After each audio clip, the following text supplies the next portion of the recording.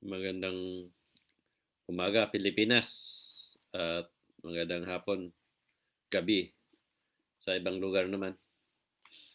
Ang live na ito yung tungkol sa pangako ko doon sa mensahe ng Diyos. Kung natandaan ninyo yung napadaan ako sa palasyo na may king, paliwanag ko sa inyo kung bakit nagmensahe ang Diyos tungkol dito, kung anong ibig sabihin ng Diyos. O, ang alam ko, ibigay ko sa inyo ang senaryo pero hindi ko matandaan lahat yon. Kung ang naalala ko lang, yung napadaan ako sa isang palasyo na at pumasok ako na mayroong salo-salo pala na nangyari sa panahon na yon. Ngayon, sumigaw yung habang nanood ako, ang namasid, napasigaw yung Reyna na sabi niya, nandito na pala si Narciso Olalo. Sabi niya, tawagin mo ang Presisa. Tapos yun, lumapit ako, hinawakan ako nung Tresami Cabonilas, Rona. Magandang umaga sa iyo. Paki-share mo para maraming makapanood. Ngayon, hinawakan ako nung king. Na sabi nga ng king na mula ngayon sa araw na ito, si Narciso Lalo at saka yung Reyna ay sila na ang nagmamahalan.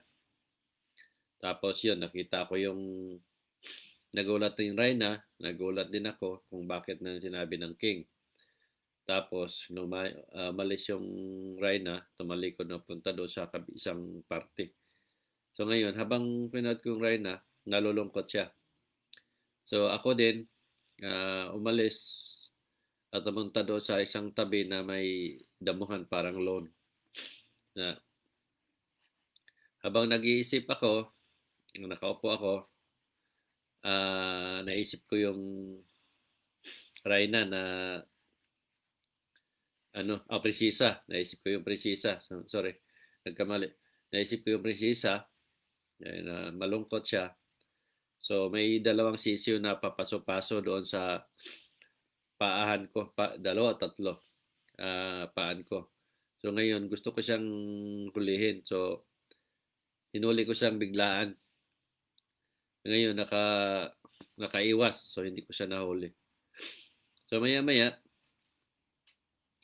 narinig ko yung kapatid nung Presisa na alam ko kapatid niya yun dahil yun yung nakita ko nung lumabas sila, nakasama niya. Ang sumigaw na sabi niya, Narciso Lalo, alam mo ba na nagpakamatay ang Presisa?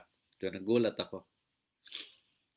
Yun nga, sabi ko, hindi na bago yun sa akin dahil nga sa ginawa ng king. Ngayon, nagbago yung senaryo. Merong pansit na sa harapan ko na isang mandihado. So, kumain ako, sumubo ako. Masarap siya pero hindi kaya ng sikmura ko. So, dumakot ako, masok ko sa loob ng palasyo. Nakita ko doon ng Reyna King at saka yung yung kapatid ng Presisa. Magkainan sila. So, nilagay ko sa harap nila. So, yun nga, sabi ng Diyos na gaano makasarap ang pagkain kung hindi kain sikmura, hindi natanggap ng katawan mo. So, ito, ipaliwanag ko sa inyo kung bakit nagmensahe ang Diyos doon. Ang ibig sabihin ng Diyos doon, na itong tulad nga nung unahin natin yung nakaugalian natin, na nagmula ito sa mga ninuno pa natin. Yung mga tinatawag natin noon na rito-rito.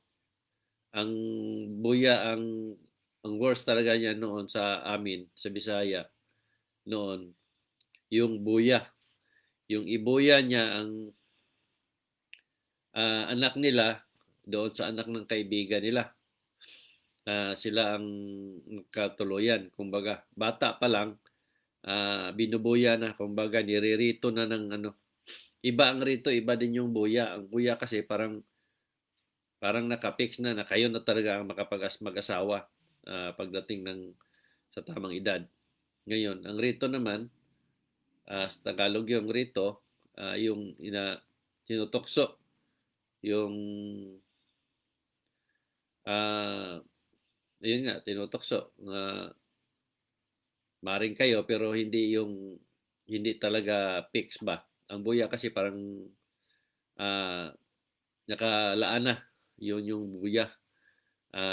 Karamihan itong gumagawa nito, mga mayayaman na may mga pera, mga negosyante. Yung anak ng kumpare nila, o sino yung close nilang kaibigan. Yun yung binubuyan nila, kumbaga. Dinadaan din una sa rito. So ito yung karamihan na ginagawa dito sa Pilipinas. Marami to. Sa mga inchik diyan, sa mga negosyante, merong ganyan. Yung iba nga mayaman, magkakapatid pa na gumawa nito. Meron akong alam niyan magkakapatid na noon, nung nag-aaral pa ako na alam ko magkakapatid sila pero sila ang nagkatuluyan. Meron akong alam na magpinsan mismo buo na nag-asawa, nagkaroon sila ng anak dalawa. Dahil nga ang pakay nila doon ng mga ari-arian at yaman nila o kayamanan hindi mapunta sa ibang tao. Kaya yun ang nila. So ito yung bakit nagbigay ang Diyos ng mensahe nito. Kasi hindi ito tunay na pag-ibig. Hindi ito ang pag-ibig na tumutubo sa kusa doon sa puso ng isang tao. Kung ano nga ang umibig na kusa ay kusa ngang mawala at nagkahiwalay pa. How much more pa kaya yung mga niririto lang so nandiyan yung laging nagsumbatan, laging nag-aaway. So mga ganun. Kaya ang iba diyan yung nagpapakamatay dahil nga sa hindi nila kagustuhan ang pangyayari. So bukod doon, maraming bagay na hindi nagustuhan ng Diyos. Tulad din ng pagpalaki natin sa bata. Kung ano yung gusto ng bata habang lumalaki, dapat siya ang masusunod kung ano man yung gusto niya. Halimbawa, katulad ng mga kurso ng pag-aaral, kung anong gustong kunin, dapat kung ano yung kahiligan ng batang gusto niyang kunin, dapat ipaubaya sa kanya. Ang magagawin lang ng magulang, igabay yung bata na ipaalalahanan na ang mga bagay na ito ay hindi para sa iyo. Pero kung nagpumilit ang bata, hindi mo pwedeng pilitin na ikaw ang masunod kasi siya naman din ang mag-aral o kasi pag ibigay mo, gustuhin niyang magulang yung pag-aaral niya, hindi naman niya gusto ng bata, so wala din, useless din kasi hindi niya bigyan ng halaga at atensyon ang pag-aaral niya kasi hindi naman yun gusto niya. So ngayon, tungkol sa paniniwala natin, isa yan sa mensahe dito na ipinarating ng Diyos. Yung mga paniniwala natin na natutunan natin na hindi nanggaling sa puso natin na yun na naniwala tayo ng Diyos pero ang naman natutunan natin ay hindi naman yun na alinsunod sa kautusan ng Diyos tulad nga ng ginawa ng king doon sa Reyna na gusto nilang sila ang masunod doon sa pagmahal ng pag-ibig ng isang Reyna sa isang lalaki na hindi niya napusuan. So tulad din ng sa paniniwala natin na ang natutunan ng nating paniniwala ay nanggagaling sa mga pare at pastor natin na ito yung gusto ng Diyos pero hindi naman pala yun ang gusto ng Diyos. Ah, tulad ng turo nga nila na bigyan kayo ng halimbawa na sinasabi nila na pag ikaw may biyaya, kailangan magbahagi ka sa simbahan nila. Dahil kung hindi nga, babawiin ng Diyos yung biyaya na meron ka. So, ito, malaking kasinungalingan to. Kasi ang Diyos naman, hindi ito siya na tulad ng isang bata na nagbigay ng biyaya, tapos pag hindi siya ba mapamahagian, babawiin niya. Hindi lang naisip ng tao na ang biyayang dumating sa kanya ay dahil ito sa pagsumikap, dahil sa paniniwala niya. Yan nga sa marami kong paliwanag na ang biyaya ay nanggagaling ito sa sipag at tiyaga. Ngayon, dahil naniwala ka na ang mga bagay na ito ay yun ang pwede mong gawin at yun ang kaya mo, kaya ginawa mo. Kaya ka nagkaroon ng biyaya. So, yun ang punot dulo noon, paniniwala. So, naniwala ka na isang bagay na yun, kaya mong gawin, kaya mo siya ginawa. So, ngayon, namunga ang biyayang paniniwala mo na yun ang alam mong pwede mong gawin para magkaroon ka ng isang bagay, trabaho man o pananiman o ano. So, punot dulo talaga, paniniwala. So, hindi ibig sabihin na biniyayaan ka dahil naniwala ka sa Diyos. Anuhin mo naman yung paniniwala mo sa Diyos kaya hindi ka naman kumikilos. Kailangan kikilos ka. Kaya nga sinasabi nga ng Diyos na maligtas sila, gagaling sila o magkaroon sila ng mga biyaya ayon sa paniniwala nila. So ang Diyos doon, maibigay ng Diyos na biyaya sa bawat isa na naniwala sa Kanya, yung iiwas ka sa mga bagay na hindi ka nais-nais tulad ng aksidente. Yun, pwedeng maiwas niya yan kung ikaw ay naniwala. Tulad ng sakit, pwede ring maiwas kung ikaw ay naniwala. So, ano doon ang iwasan ng maiwas ng sakit? Yung mga alam nating hindi maganda sa katawan natin, iwasan natin yon.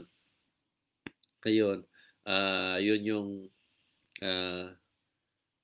pwedeng maiwasan mo ang sakit. Ngayon, kung nakasakit tayo ng tulad nga ng virus o corona na dumating, hindi naman natin yung kagustuhan, pero kumalat na siya.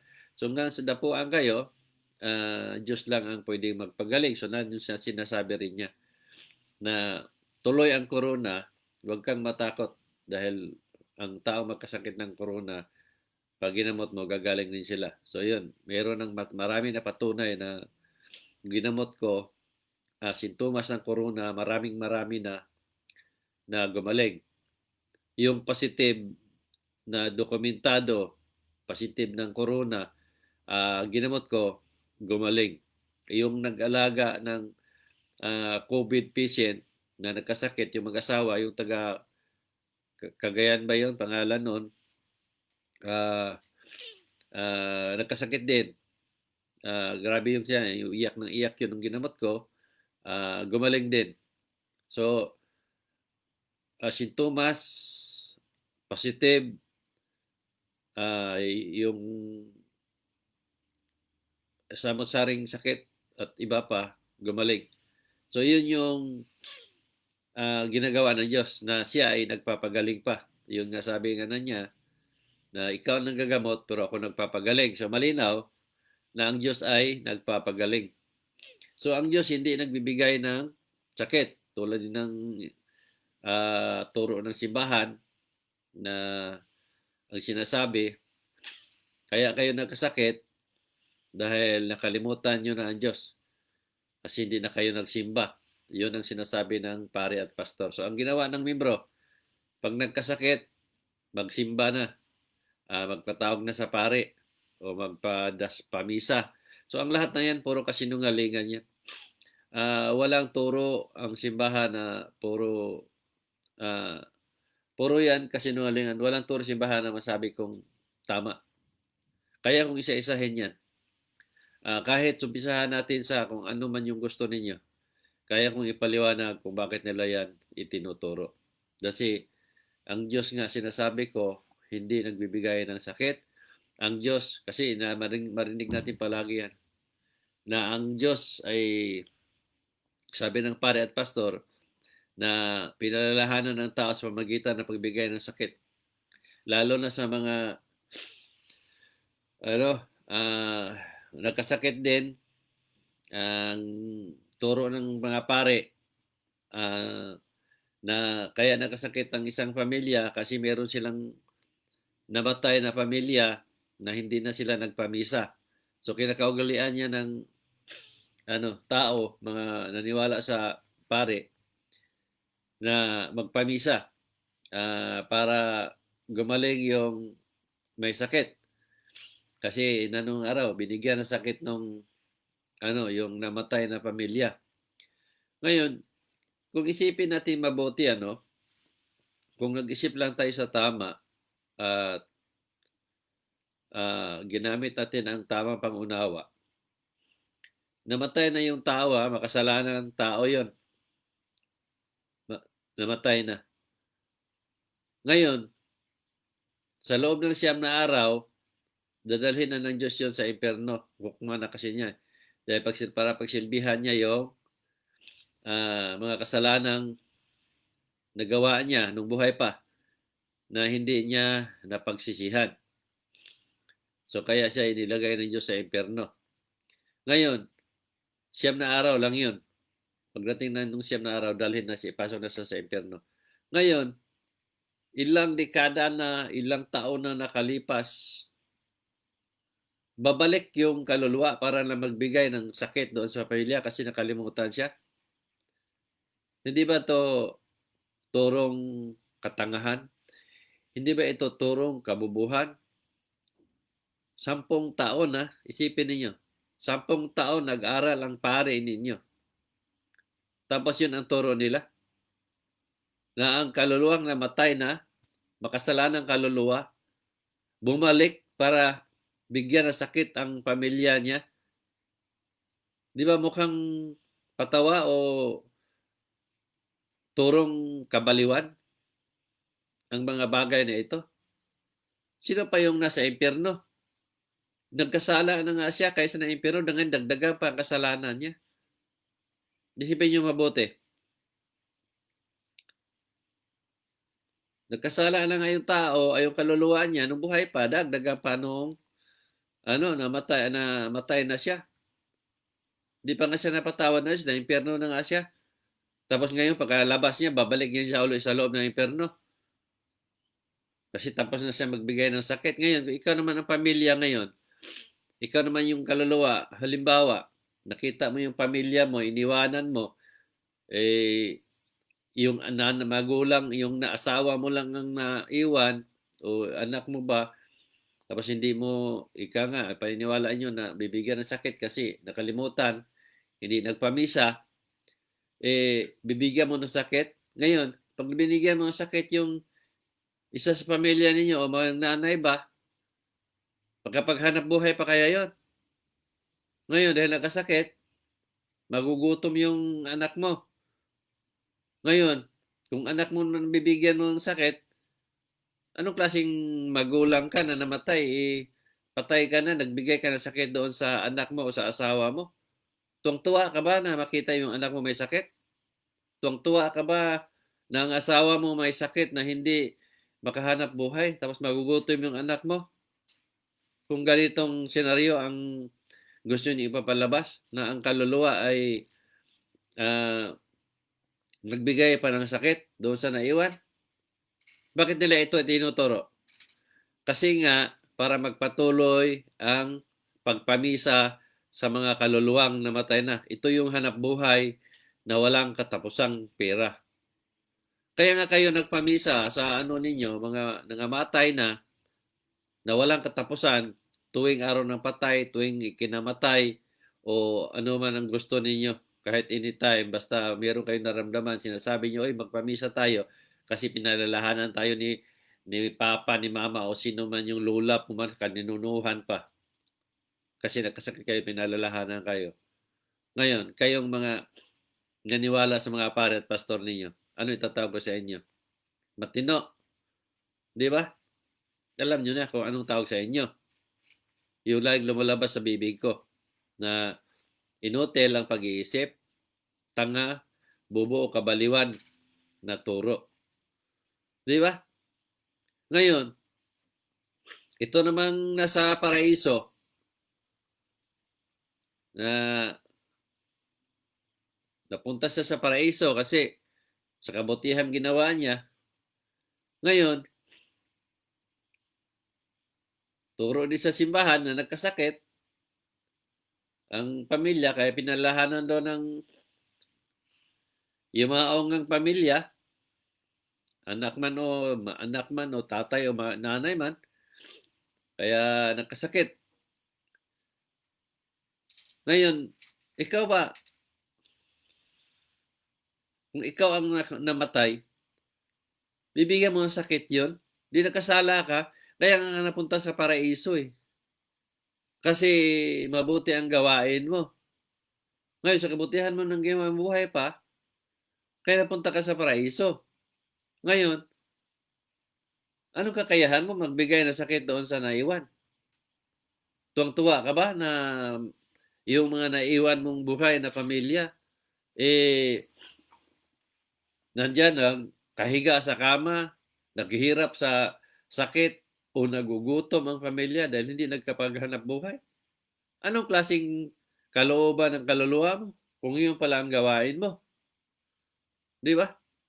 So, patunay lang yan, ang punot dulo, patunay lang yan na ang mga pare at pastor ninyo na nagturo, nag-aral lang 10 taon o ilang taon, tapos yun lang ang alam nila. So, malinaw doon na pinag-aralan nila kung paano sila kumita ng pera. Kaya yun yung sinasabi nating pamisa, padasal na walang katapusan. Pira ang pakay nila. So makikita natin kung kaano kainutil ang turo ng mga pastor at pare ninyo. So yung namisahe ang Diyos doon, ito yun, na ang mga natutunan natin ay yung mga turong nanggagaling sa pinaniwalaan ninyong simbahan o relihiyon o pare o pastor ninyo. Yung natutunan ninyo ay hindi nanggagaling sa puso ninyo, hindi pagmamahal sa Diyos ang meron kayo. Sinisigaw ninyo, mahal ko ang Diyos. Pero tuwang-tuwa kayo sa ginagawa ninyo, wala kayong ginawa na ang Diyos ninyo mismo ibinibinta ng kapwa ninyo o kayo mismo. Tuwang-tuwa kayo na ang Diyos mismo ninyo, tagapagligtas at tagapaglikha sa inyo, ay pinagkakitaan ng kapwa ninyo o pinagkakitaan ng pare at pastor ninyo. Ngayon, once nagbigay kayo ng pera, dahil nga sa natutunan ninyo, parang pinahintulutan mo. Pinahintulutan ninyo na ang Diyos ninyo ay pagkakitaan. So ngayon, pareho kayong lahat nagkakasala. Kasi kung hindi nyo binigyan ng pare at pastor ninyo ng pera, hindi sila magkakasala. So nailigtas niyo sila. Yun nga sabi, kung walang nagpaloko, walang manluloko. Ngayon kasi walang nagpaloko, walang manluloko, parehong ligtas. Walang makukulong. So ganoon din sa paniniwala. Kung hindi niyo pinahintulutan ang pare at pastor ninyo na magbigay kayo ng pera, hindi sila nagkakasala kasi hindi sila nakapangloko. So ang bawat isa sa inyo na naniwala sa pare at pastor ninyo, sa turo nila, pareho kayo nagkakasala kasi kayo mismo ang nagpahintulot na magkasala sila. So yun yung para nyo silang tinulak sa bangin. Alam nga ninyo, nakikita ninyo na mayroong bangin, pero itinutulak ninyo ang mga pare at pastor ninyo kasi sila nahulog. So kayo naman ang nagkakasala. So parehas lang yan na ang lahat ng bagay na turo nila ay puro pira ang pakay.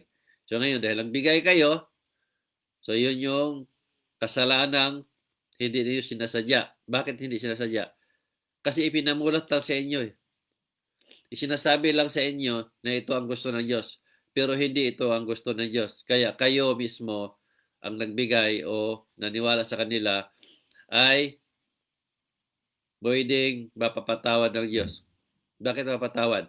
Kasi hindi nyo alam na hindi pala yun ang gusto ng Diyos. Hindi nyo alam na hindi pala yan sinabi sa kanila ng Diyos.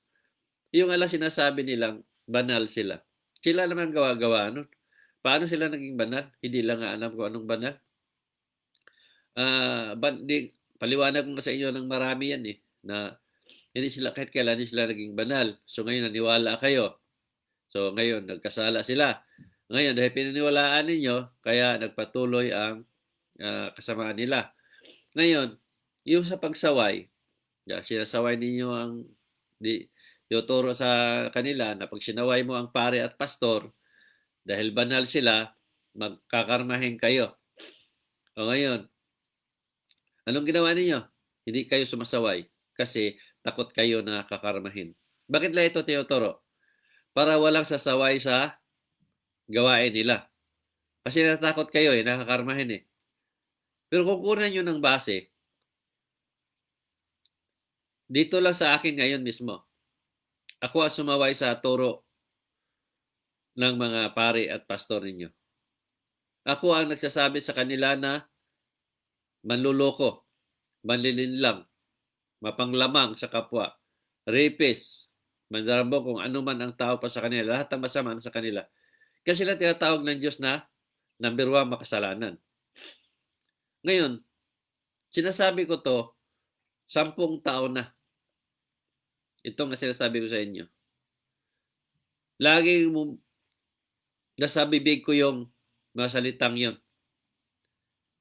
Ang tanong natin sa sarili natin, o tanong nyo sa sarili ninyo o sa sarili ko, ilang taon ba darating ang karma? Para masabi natin, ang mga pare, pag sinaway at pastor, kakarmahin ng isang tao. Aabutin ba ng 10 taon? Kung totoong makakarma sila, dapat araw, linggo lang siguro. Kung totoong meron. Pero hindi. Hindi nangyari yon. Inabot ako ng 10 taon. Mag-11 years na ako halos. Ngayon, kung namatay man ako, kagustuhan na ng Diyos yun. Kasi sa tagal na. Ngayon, kung pinatay naman ako, walang ibang gumawa. Kung hindi ang pare at pastor ninyo. Kasi wala man akong kalaban kung hindi sila lang. Sa isiniwalat kong katotohanan, walang ibang gumawa nito. Ako lang. Katulad din ang ginawa ni Rizal noon na siya nagsiwalat sa mga gawain ng korupsyon na ginawa ng mga pare noong panahon. Kaya siya ipinariskwad sa Luneta. Pinatay siya. Mga pare ang nagpapatay sa pagkakalam ko. Dahil nga sa isiniwalat niyang katotohanan. Ngayon, kung mangyari sa akin yon, hindi na yung karma. Ginawa na ng tao dahil sa pagsiwalat ko sa katiwalian o sa maling mga turo, sa turong panluloko at panlilinlang sa kapwa. Kung ipagkaloob ng Diyos yun. Diyos lang ang nakakalam ng lahat. Dahil sabi nga niya, huwag kang matakot na magsiwalat o magparating sa mga tao sa mensahe ko. Kasama mo ako sa lahat ng panahon. Walang pare at pastor makalapit sa iyo. So ito yung pangako ng Diyos sa akin. Ganun pa man, wala pa akong nampisahan noon na Moses ko makapagaling, makakita ko ng parating o makita ko sa ng tao. Pero nagumpisa ako. Kahit sinabi ng Diyos, na sa gagawin mong ito, maraming tao ang magangad sa buhay mo. papatayin ka nila. Pero nag-umpisa ako kasi naniwala ako na ang Diyos ay buhay. Kailangan ko ipagtanggol ang Diyos ko na tagapaglikha at tagapagligtas. Hindi tulad ninyo na ang Diyos na kinilala ninyo na tagapaglikha ng lahat dito sa mundo, ang Diyos na tagapagligtas sa inyo mismo ay pinahintulutan ninyong pagkakitaan ng mga pare at pastor ninyo. O kayo mga pare mismo o pastor, pinagkakitaan ninyo. So matotal, kayo mga pare at mga pastor, hindi kayo naniwala ng Diyos. Ang Diyos ninyo ay pera at hindi ang Diyos na makapangyarihan. Kasi kung naniwala kayong tunay na may Diyos sa buhay ng tao, hindi ninyo ito gagawin. Isipin niyo mabuti. Ilagay niyo sa sarili ninyo. Kung pangalan ninyo, sarili ninyo, pagkakitaan ng kapwa ninyo, Jack, manggalaiti kayo sa galit. Papatayin niyo pa ang taong gumawa. So, ganun lang kadali yun. Malinaw na kayo mga pare at pastor o founder ng reliyon, hindi kayo naniwala ng Diyos. Ang Diyos ninyo ay pera. So kayo naman mga membro na naniwala, paghandaan ninyo yan. Sabi nga ng Diyos, tatlo lang kailangan sa tao. Pagbabago, pagsisisi, at lubos na paniniwala. So ito yung mga isiniwalat ko ngayon mula 2010 pa para magkaroon kayo ng tatlong bagay na kailangan ng Diyos. Kasi kayo naniwala sa kanila, kayo ang mapapatawad pa ng Diyos dahil nasunod ninyo na ang buong akala ninyo ay nanggagaling nga sa Diyos. Pero ang katotohanan ay gawa-gawa lamang ng mga pari at pastor ninyo at pinaniwalaan ninyo. Lahat ng gawain ng pinuturo ng mga pare ninyo, tulad ng pista, hindi naman totoo yan eh. Ginawa lang ng mga pare yan para maghakot ng tao sa simbahan. Kasi dandyan ang maraming pera. Pag pista, isipin ninyo kung anong meron lahat. Kayo na mag-isip kung anong meron. So, pera ang marami dyan. Yung sabi nga ng Diyos, di ba? Pinag-aralan ng mabuti. Yung tinatawag yung Scientology. Scientology ba yun? Yung alam ko, naalala ko, yung mensahe na yun. Pinag-aralan ng mga pare kung ano ang kahinaan ng isang tao. Kaya yun ang ginawa nila. So yun yung mensahe ng Diyos doon. Na mayroon kayong pagmamahal sa Diyos, pero hindi tunay. Paano naging tunay? Kasi ang nasusunod ninyong pagmamahal ay hindi nanggagaling sa puso ninyo, ay hindi nanggagaling sa sarili ninyong pangunawa, hindi nanggagaling sa sarili ninyong pag-iisip. Hindi tulad ko, na ang sa paniniwala ko ay built-in, na nanggagaling sa puso ko. Hindi man ako nakapag-aral ng mataas na antas na kurso. Hindi naman ako abogado, hindi naman ako doktor o ano man. Simple lang ang kurso na natapos ko. Pero bakit ko nagkaroon ako ng paniniwalang ganito? Maliit pa ako, hindi pa ako nag-aaral. Sa edad ko ng 6 o 7 years old, ito na ang naisip ko noon. Umiiyak ako doon sa linis kami sa bukirin namin sa Maisan. Umiiyak ako pag naisip ko yung ang Diyos ko ay pinagkakitaan. Kailangan ang Diyos mahalin na walang kapalit dahil siya na ang tagapaglikha at siya na ang tagapagligtas. Pero ginawa ng tao. Hanggang sa lumaki ako, na pag naisip ko yun, napaiyak ako. Grabe ang tao. So ganun, paniniwala na yon na tumutubo. Hindi ko naman alam na tama yon. Basta yun lang ang naisip ko. Nalungkot ako pag iniisip ko yon na ang Diyos ko mismo ay pinagkakitaan ng mga tao. Kaya ito ngayon, Ipinagtanggol ko ang Diyos. Kaya siniwalat ko ang katotohanan. Kasi ang sinabi ng Diyos, ikaw ang tunay na niwala sa akin na si Jesus Christ. Kaya bibigyan kita ng power of mind. Ang power of mind mo yun is powerful. Dahil makakita ka ng isang tao, boses mo magkapagaling at makakita ka ng sana patay o makakita ka ng parating. Kaya wala akong takot na magsiwalat sa katotohanan. Hindi man nagpakita ang Diyos sa akin na physically na nandyan siya. Pero spiritually, nakikita ko siya. Anong patunay ito? Nakakita ko at nakausap ko ang Diyos. Itong nagagawa ko na hindi ko magagawa dahil ng tao lang ako. Ito yung mga backup ng Diyos na binigay sa akin.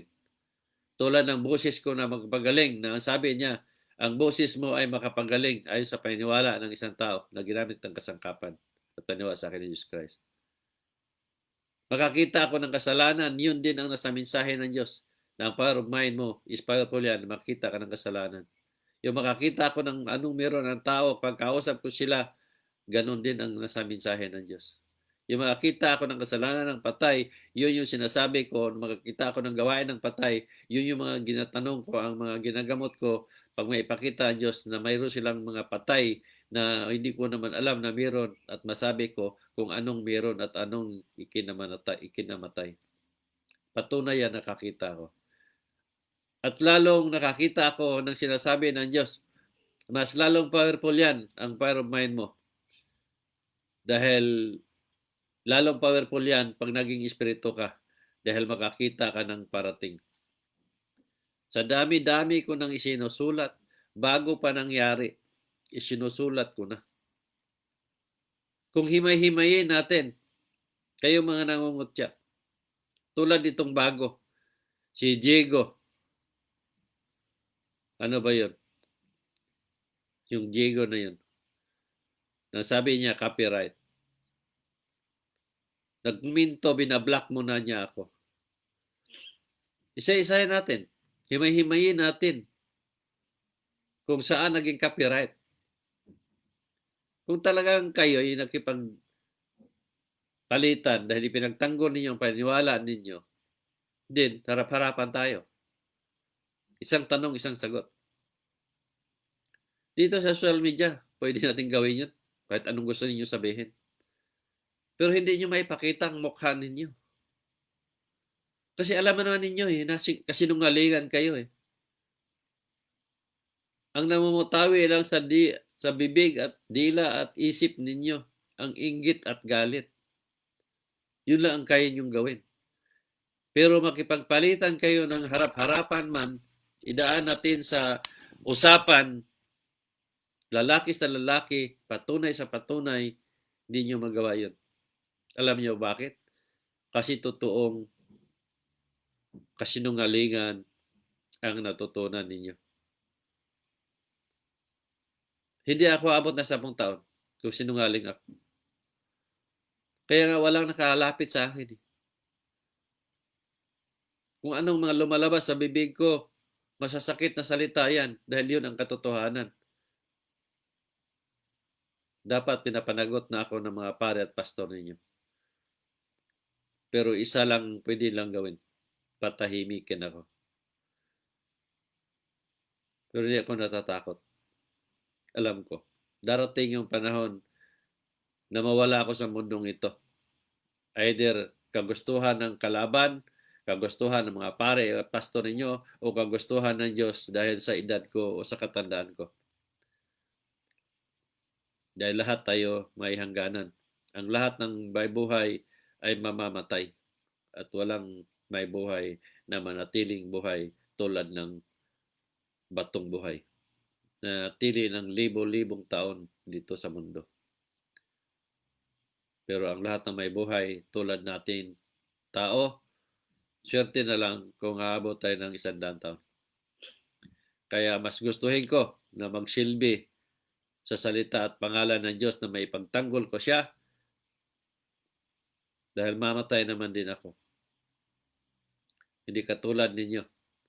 Sa pag-share lang, takot na kayo. Hindi nyo may share kasi meron kayong mga pare sa press list ninyo. Hindi niyo may share kasi nandyan ang mga madre na mga kapatid at kamag-anak ninyo.